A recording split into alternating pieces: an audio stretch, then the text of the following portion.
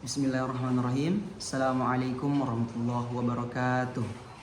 Saya atas nama Agung Setiawan dengan NIM 10.100.123.148 akan memaparkan beberapa materi. Adapun materi yang pertama yakni peraturan perundang-undangan. Peraturan perundang-undangan ialah hukum yang tertulis, bersifat umum dan terikat, mempunyai beberapa asas. Adapun asas yang pertama yakni asas legalitas, yang dimana peraturan harus berdasarkan dengan hukum. Kemudian yang kedua, asas lex specialis derogat, yakni peraturan khusus yang menyampingkan peraturan yang umum. Kemudian ada asas derogat legi inferior, yakni peraturan yang tinggi menyampingkan peraturan yang rendah. Kemudian ada asas derogat legi priori, yakni peraturan yang baru menyampingkan peraturan yang lama. Kemudian adapun prosedur pembentukan, yang pertama perencanaan, yang kedua penyusunan, yang ketiga pembahasan, yang keempat pengesahan, dan yang kelima pengundangan.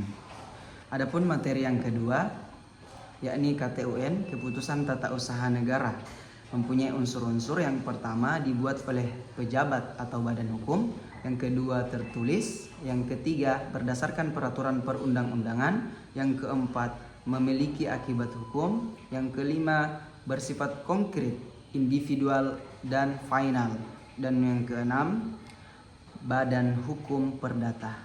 Kemudian mempunyai syaratnya ada dua, yakni berwenang dan isi.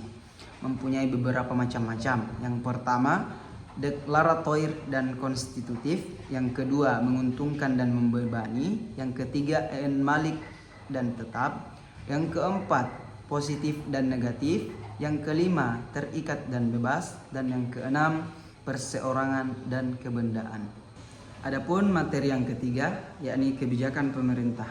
Kebijakan pemerintah dibuat atau dilakukan oleh pemerintah atau penguasa. Kebijakan pemerintah dapat dikeluarkan apabila peraturan tidak jelas, peraturan tidak lengkap, dan stagnansi pemerintahan.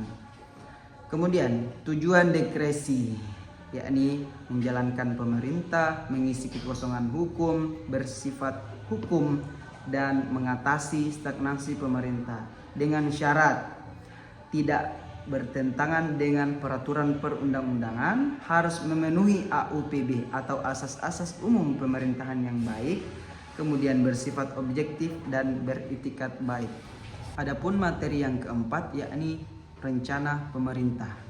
Rencana pemerintah dalam bentuk tertulis yang dibuat oleh organ pemerintah dengan berisi keputusan atau tindakan yang berakibat hukum dengan tujuan untuk masa yang akan datang. Mempunyai jenis tempat seperti pusat, daerah, kabupaten, atau kota. Kemudian jenis waktu, mempunyai jangka seperti jangka panjang 20 tahun, jangka menengah 10 tahun, jangka pendek 5 tahun. Kemudian mempunyai macam-macam seperti informatif, indikatif, dan operasional. Adapun materi yang kelima yakni perizinan pemerintah. Perizinan pemerintah adalah sesuatu yang dibuat oleh pemerintah untuk masyarakat demi kepentingan tertentu, baik secara individual ataupun kelompok. Mempunyai macam-macam seperti dispensasi, lisensi, dan konsesi. Mempunyai tujuan untuk mengontrol masyarakat dan melayani masyarakat dengan unsur tidak bertentangan dengan peraturan perundang-undangan, dibuat oleh pihak yang berwenang dan mempunyai jangka waktu. Adapun materi yang keenam yakni instrumen hukum keperdataan. Instrumen ialah alat atau sarana, hukum ialah aturan, keperdataan ialah perjanjian, yang dimana pemerintah merupakan organisasi negara sebagai badan hukum. Mempunyai 4 perjanjian. Yang pertama perjanjian perdata biasa seperti sewa menyewa dan jual beli, yang dimana perjanjian ini dikaitkan oleh masyarakat dan pemerintah.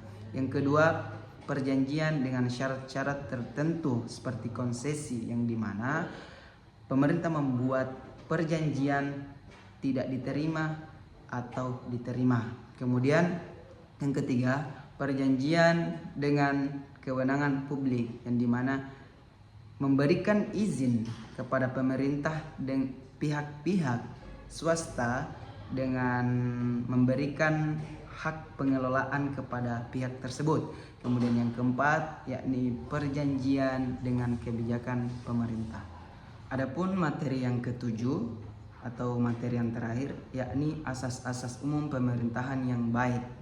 Di dalam Undang-Undang Nomor 30 2014 mempunyai kandungan seperti kepastian hukum, hukumnya harus pasti, kemudian kemanfaatan, bermanfaat, dan kemudian ketidakberpihakan, kemudian kecermatan, harus cermat, kemudian tidak menyalahgunakan kewenangan, harus menggunakan kewenangan yang telah ditentukan, kemudian keterbukaan, kemudian harus kepentingan umum, dan yang terakhir harus dengan pelayanan yang baik. Ya, mungkin itulah beberapa materi yang telah saya sampaikan. Assalamualaikum warahmatullahi wabarakatuh.